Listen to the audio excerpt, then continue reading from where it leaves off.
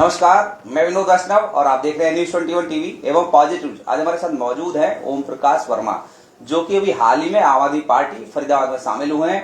क्यों शामिल हुए हैं, इनसे हम जानेंगे। दूसरा, ये आम आदमी पार्टी के द्वारा फरीदाबाद नगर निगम में मेयर के प्रबल संभावित दावेदार हो सकते हैं। अगर इन्हें मौका मिल जाता है तो किन समस्याओं को लेकर के जनता के बीच जाएंगे, समस्या को बताने का काम करेंगे कि किस तरीके से क्या समस्याएं ये लोगों को बताएंगे। जी जरा अपने परिचय के साथ आप बताना चाहें तो बताएं कि किन समस्याओं को लेकर जनता के बीच जाएंगे अगर आपको चुनाव लड़वाया जाता है तो। जी जी जी और जी बताएं, शुरू करूं बात? जी बताएं। हाँ, लाइव हमारा कार्यक्रम चल रहा है, बताएं ओम प्रकाश जी किन समस्याओं की बात करें। मुझे सबसे पहले आम आदमी पार्टी में केजरीवाल जी मुख्यमंत्री दिल्ली की नीतियों से मैं प्रभावित होकर यहाँ आया और मेरे भाई धर्मवीर भड़ाना जी अध्यक्ष आम आदमी पार्टी जिला फरीदाबाद व श्री सुशील गुप्ता जी राज्यसभा सांसद ने मुझे इस आम आदमी पार्टी में जो शामिल किया है, अपने परिवार में किया है, शामिल किया है। मैं उसके लिए सबसे पहले उनका शुक्रिया करता हूं और उन्होंने जो मुझ में विश्वास जताया है, मैं उस विश्वास में खरा उतरूंगा। इन शब्दों के साथ मैं आम आदमी पार्टी के लिए ही कार्य करता रहूंगा। प्रमुख सवाल आज का ये है कि अगर आप मेयर पद के संभावित दावेदार होंगे, मतलब दावेदार आपको बना दिया गया आम आदमी पार्टी के द्वारा आने वाले समय में, तो समस्याएं क्या होंगी उनको बताएं आप। हाँ, आम आदमी पार्टी में मुझे जिस विश्वास का शामिल किया गया है और रही शहर की समस्याओं की बात, मैं इसी के लिए ही यहाँ आम आदमी पार्टी में शामिल हुआ हूँ और इसीलिए मैं प्रयास कर रहा हूँ अपने नगर निगम की सेवाओं से। जब मैं फ्री हुआ तो उसके बाद मैंने यही निर्णय लिया कि इस फरीदाबाद शहर में मैं अपने अनुभव से, जो मैंने अपने नौकरी के कार्यकाल में जितना अनुभव मैंने महसूस किया, फरीदाबाद के दुख तकलीफ़ों को मैंने समझा, उसके आधार पर मैं शहर में काम करना चाहता हूं। और आपके प्रश्न का यह है कि मैं क्या क्या यहाँ पे दिक्कतों को दूर करूंगा या क्या विकास कार्य करूंगा।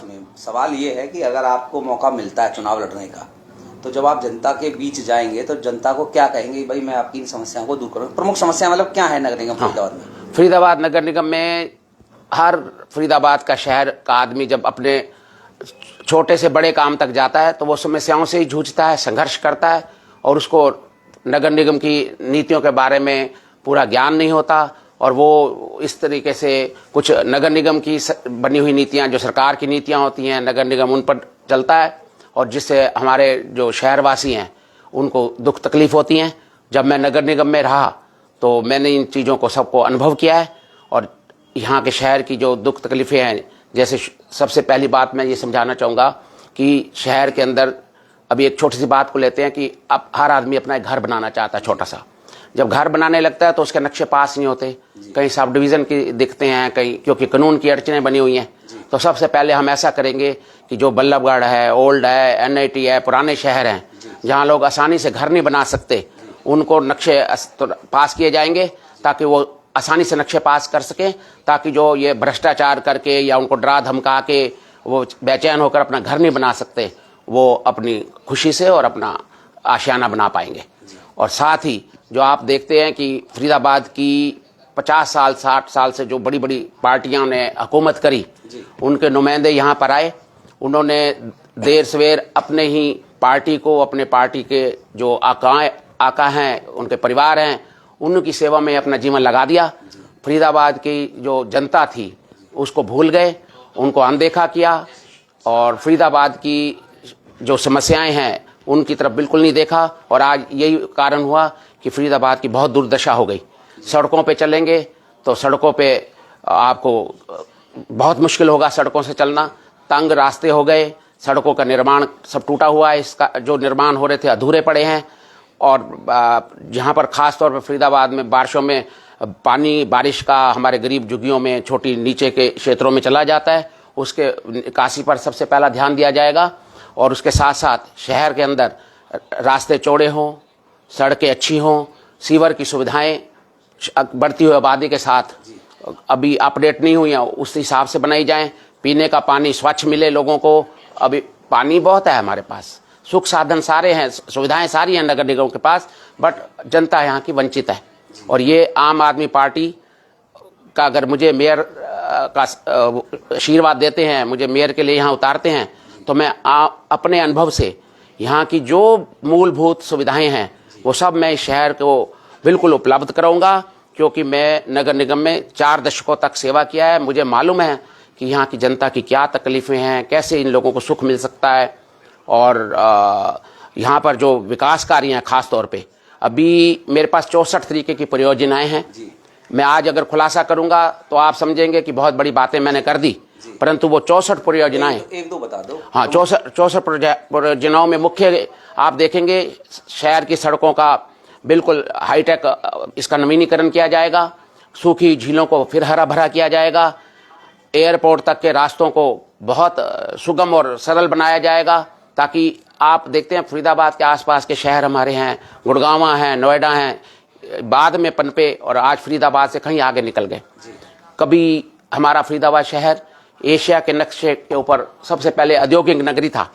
उद्योगों का यहाँ से जाने का मूल कारण यही रहा कि उद्योगों को हम पूर्ण रूप से सपोर्ट नहीं कर पाई, हमारी सरकारें, हमारा शासन प्रशासन उनको वो सुविधाएं नहीं दे पाए जिससे कि हमारे उद्योग यहाँ खड़े रहे, यहाँ के लोगों को उससे रोजगार मिलता, उससे वो करता। आज बहुत ही घुटन महसूस करता है फरीदाबाद का वासी।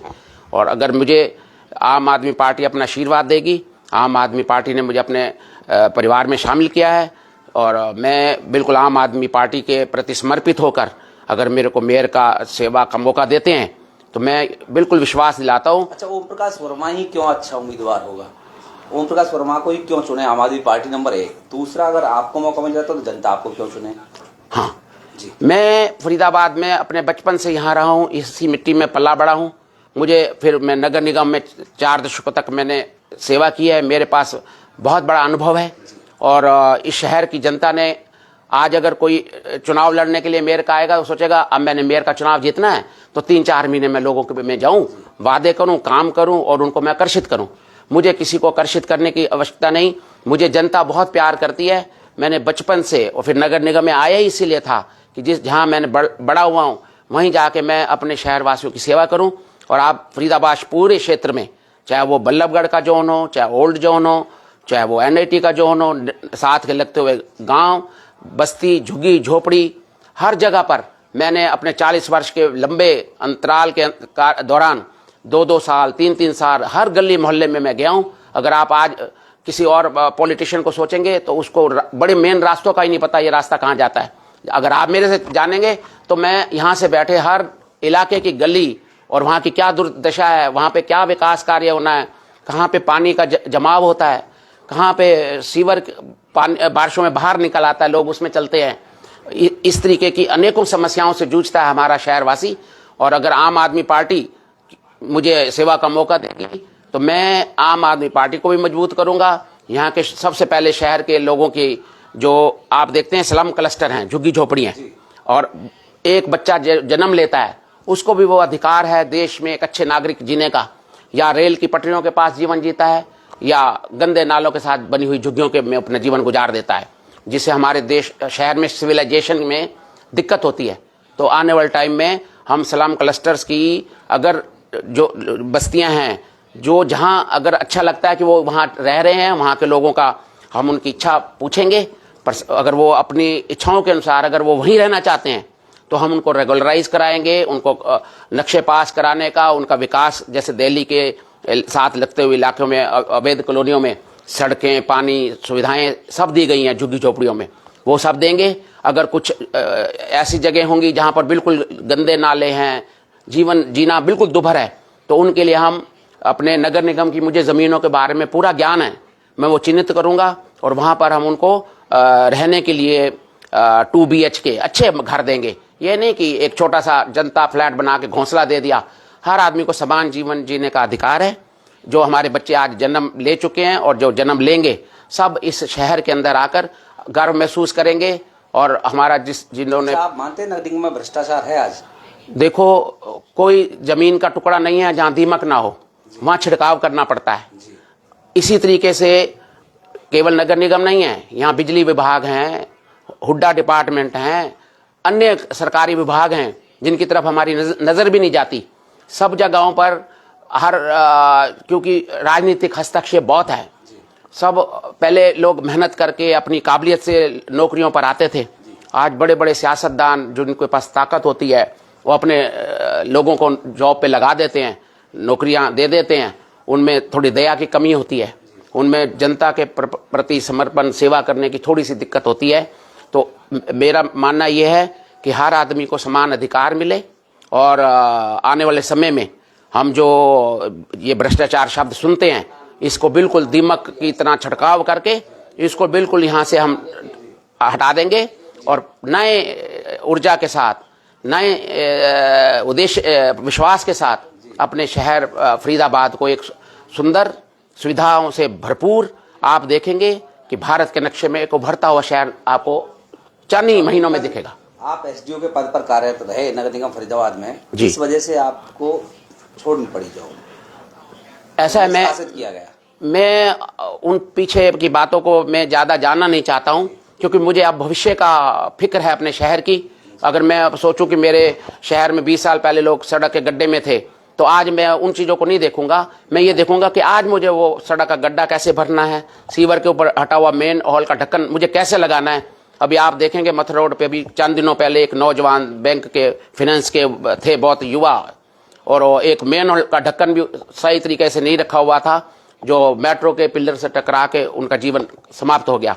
तो ऐसी छोटी छोटी बातें हैं जिनसे हमारे परिवारों को, हमारे समाज को, हमारे शहर के लोगों को सुख मिलता है, खुशी मिलती है, उनका जीवन बचता है।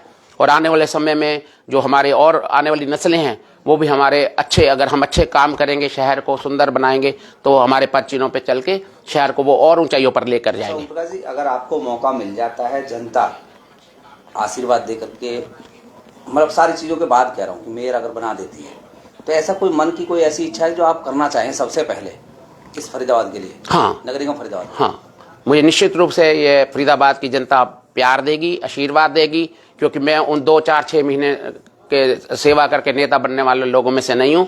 मैंने 40 बार सेवा की है और अब भी मैं सेवा की बनना चाहता हूँ।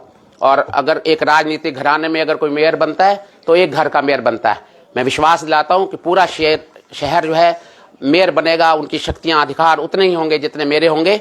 और सबसे पहले मैं फरीदाबाद में आने पर लोगों के आने जाने के रास्तों को ठीक करूँगा, सीवर पानी की समस्याओं को दूर करूँगा, जो झुग्गी झोपड़ी बस्ती में जो लोगों की दुख तकलीफें हैं वहाँ पर मैं खुद जाकर उन लोगों के दुख दर्द की सेवा जरूर करूँगा।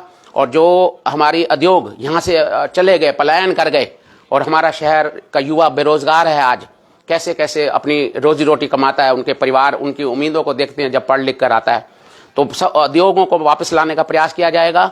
और इस औद्योगिक नगरी को फिर से आप देखेंगे कि और शहरों से बढ़ चढ़कर एक औद्योगिक नगरी, एक आईटी नगरी, और भविष्य में एक उज्जवल शहर की जो हम कल्पना करते हैं वो आपको बिल्कुल साकार दिखाई देने लगेगा। चलिए, आप ये बताएं, वर्तमान में भाजपा द्वारा नगर निगम में भाजपा का कब्जा है, भाजपा का मेयर है, भाजपा का डिप्टी मेयर है, किस नजरिए से देखते हैं कार्यकाल को? इनको देखो, 5 वर्ष का कार्यकाल हो गया। देखो, आपने प्रश्न किया कि भाजपा का कब्जा है।